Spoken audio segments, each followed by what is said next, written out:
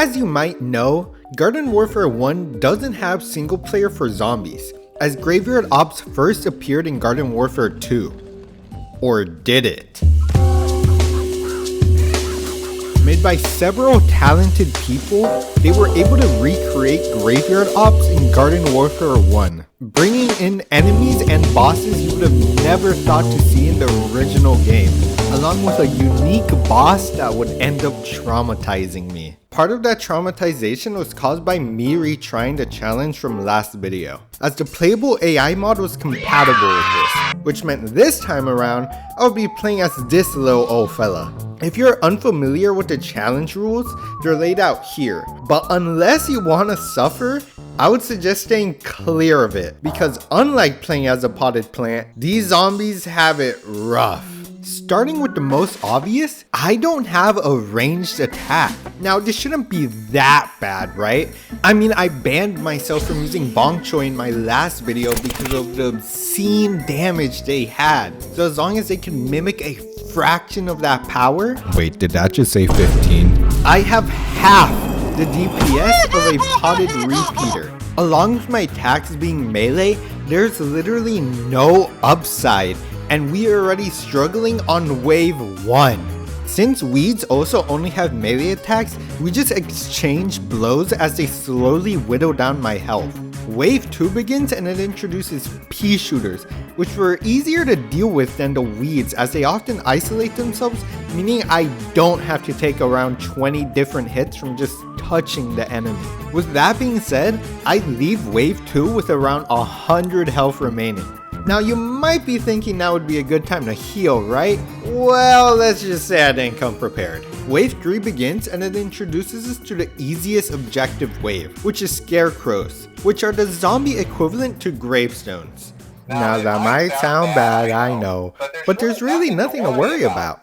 The plant characters here do get a bit quirky at night, but do I blame them? Hell no. This quirk is the only way this challenge has an ounce of possibility. Aside from bosses, plants can't attack my tombstone. With the abuse of this glitch, I get to make it a wave 4, in which the game decides to give me a special wave, which immediately spawns 2 snazzed up chompers, which immediately show how scary they are by how fast they attack. They even traumatized my zombie after pulling out whatever the heck this was. So with my first attempt going horribly, something was gonna have to change. And that change was in disco! No, not him. We're having this guy instead. Backup Dancer is a straight upgrade to our now traumatized zombie, as the only difference they have is their damage, dealing a whopping 10 more damage. Look, we'll take anything we could get. Another difference, albeit I'm pretty sure it's a bug, is that my attack comes out at the end of my animation, meaning I can do hit and runs a lot easier. I also made sure to stock up on my summonables. In this mod, we can straight up summon another friend to help us, but they are heavily nerfed, and if I'm to be honest, kinda useless, as they just run towards the enemy and shortly die after. We make it a wave 3, with not much of an improvement from last time if I'm to be honest. But hey, I actually have heals now. For the objective wave, we don't get as lucky as last time, as we have to go around the map hacking these coconuts while more waves slowly spawn. This would prove to be too challenging, as for some reason they decide to spawn 2 pea shooters at every hacking station. So by the end an airstrike is sent and Backup Dancer decides to die in style. The last zombie we have access to is our best guy in the field, Devin the Vampire Zombie. For 5 less damage, we get to heal 5 health every time we land a hit, which makes us far more tankier than before. Wave 1 and 2 go by smoothly. Ignoring that casualty, we make it a wave 3 with only 20 of our health being missing. Safe to say I'm sticking with this character now. Unfortunately, Crazy Dave feared our power as he sent us a little surprise package.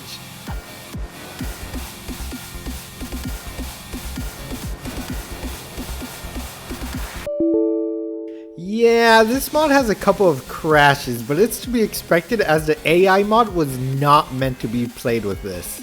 Our 4th attempt, we breezed through the early waves, even being able to do the Cocoa Boba objective with relative ease. This healing is no joke. We're able to finally experience Wave 4 normally.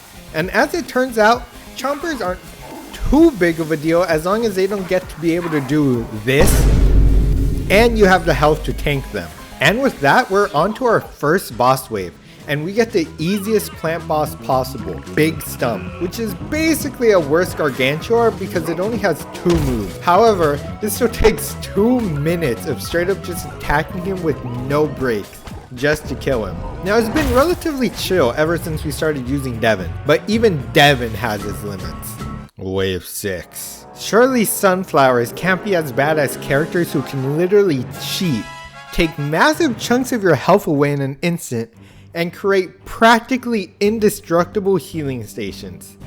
Right? What if I said Wave 6 took me 20 damn minutes to complete? These spawns of Satans harnessed the power of every single mild annoyance I had with the last challenge. An attack that can mow down your health? Done. Being able to heal not only yourself but allies? Done. A ability that can cheat? Done. For some reason, Sunflower has access to all 3 of her abilities. And because of my piss poor DPS and the fact that she always has heal beam, she can out heal my DPS permanently. And things get even better because they always spawn in packs of 2. Meaning the moment I damage one of them, they instantly get healed right back up, making them impossible to kill when together. So just try to isolate them, right? Well, these bitch ass sunflowers come right out of multiplayer as they never leave each other's sides. The moment I hurt one of them, the other will come running faster than any Olympic runner. Anyways, eventually after 15 minutes, I caved and got a hide and shoot bot, which was placed directly in the aggro range of only one sunflower, which isolates him, and I'm finally done with the sunflowers. Wave 7 was looking to be pretty chill. Luckily, the sunflowers spawn separately, so I'm able to kill them before they start any real trouble. However, just because it's only one sunflower doesn't make it a pushover, as this Chomper did a team up and it turned out to be pretty devastating. Luckily, my bot from last round was able to bail me out here. Our objective for Wave 8 is pretty simple, just hunting down some chieftains. And while the prospect of having to kill 3 of the best characters in the game sounds scary, they were nothing compared to what I had to go through. Wave 9 was also pretty easy as it introduces cacti, and they ain't no all-star. The only ability they use is potato mines, and while it seems scary as I literally can't destroy it without taking, yeah, that's about right, I can just walk around it. So with that, Wave 10 is here. But Crazy Dave truly wants to test us, giving me 3 bosses to deal with. Luckily, I had saved plenty of summons for this moment. The first boss we get is Super Beam, which seems scary at first since in Garden Warfare 2, he has a shield that needs to be taken out first before being able to damage him.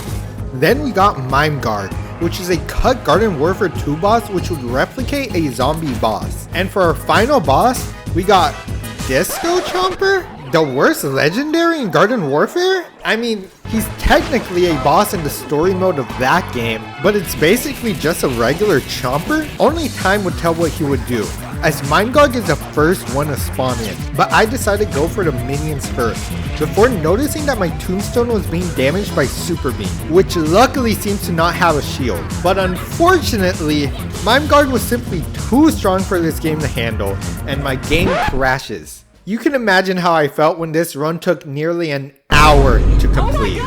Our 5th attempt wouldn't take as long though, as I spawned Blitzer to help me speed up the early waves. Then we dealt with Super Beam on wave 5 pretty easily, and found a Kryptonite for the spawns of Satan, which is creating a nuke. Seeing that was so satisfying. I cannot describe the torture they put me through. Wave 7 was pretty simple, and we get to Wave 8, where Crazy Dave decides I've had enough joy and crashes my game. At this point, crashes have taken me down more than the actual threats I'm facing, but my luck has to turn around eventually, so I keep trudging.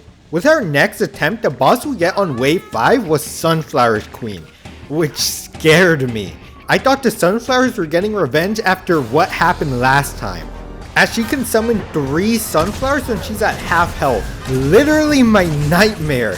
Luckily, this boss was a complete pushover, as something tells me they're a bit bugged. It still took 4 minutes, by the way. Wave 6 gets a bit messy with me losing 400 health before I'm able to get past. But since wave 7 is a relatively simple wave, it should be fine. Except in my hubris, I waste all my saved bot usages trying to go for the nuke play, but they instantly die before they can detonate. Nonetheless, we get past wave 8 and 9 seamlessly, and we have another chance to finally beat the challenge. And Crazy Dave is giving us a freebie, it seems. Only 2 bosses, in which one is a pushover. And surely Disco Chomper can't be a tough boss, right?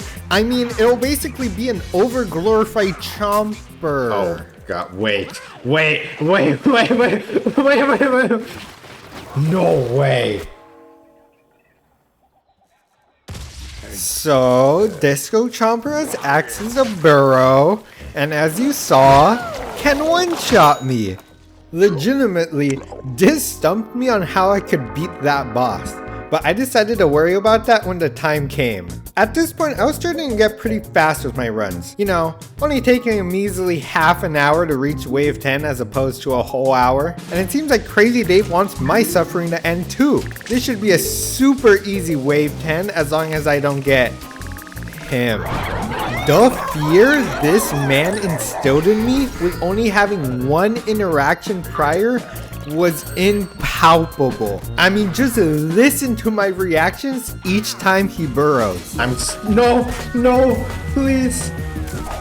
Leave me alone.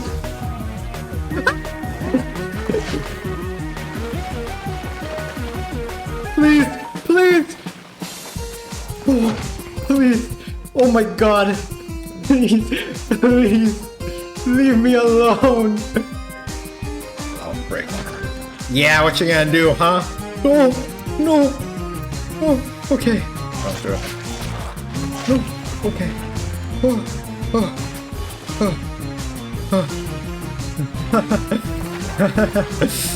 Oh god, and I fell. Frick. Get me out! Oh.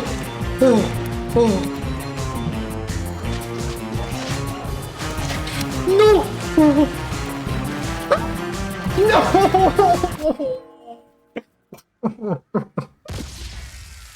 What am I supposed to do? Good question, past me. We're bringing back good old reliable Chomp Town. The plan is to save every possible sun mobile and then spawn it on wave 10 and hope that the Disco Chomper aggroes me while I camp up here. Wave 1 and 2 are simple enough, with wave 3 being the objective to speedrun the wave, which meant there was basically no objective wave, because have you paid attention to our damage? Even if I had the damage, it was also a special wave which had frozen pea shooters which just slowed me down. Wave 4 got a bit scary as these chompers were not missing their juice and started mowing me down. With the amount of damage I sustained, I had to use a bot to heal. Luckily, we would get a relatively easy boss wave with only having to deal with Big Stump, in which after the long process of whittling him down, we got him. The hardest part wasn't the boss or any of the weeds, it was this bum-ass pea shooter camping me on the roof.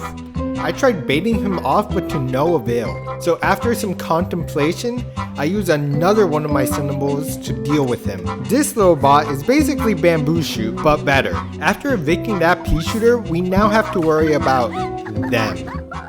With the next wave starting, I rush over to try to protect my uplink bot. Unfortunately, I was too late, but in his last moments, he sends out one last orbital strike, which insta-kills one of the sunflowers, making the other sunflower easy pickings.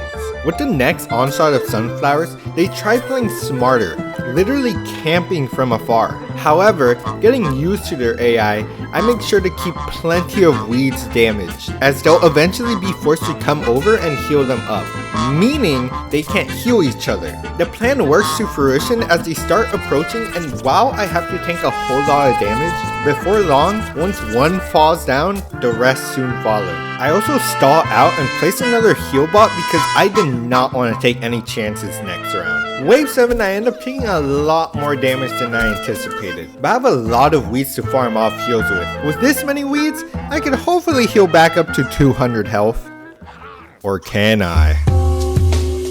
For some reason, the range of my healing is slightly larger than my attack range. And I do mean slightly. I practically had to microspace in order to not damage my victims, yet still be able to heal. I would mess up from time to time, eventually killing them all. But with that strategy, I was able to net around 100 more health.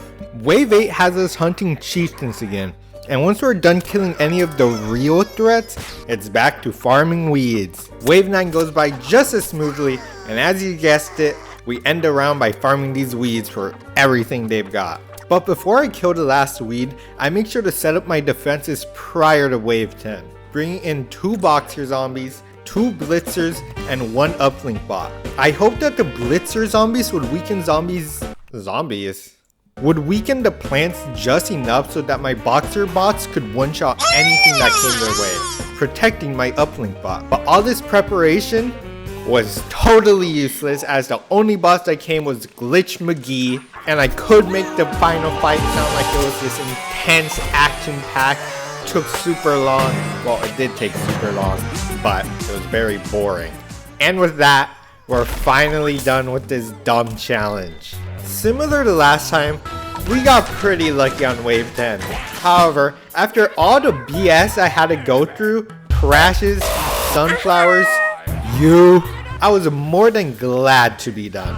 And if I'm to be honest, I don't think there was ever a chance I was gonna beat Disco Chomper. At least, not like this. Take the shot.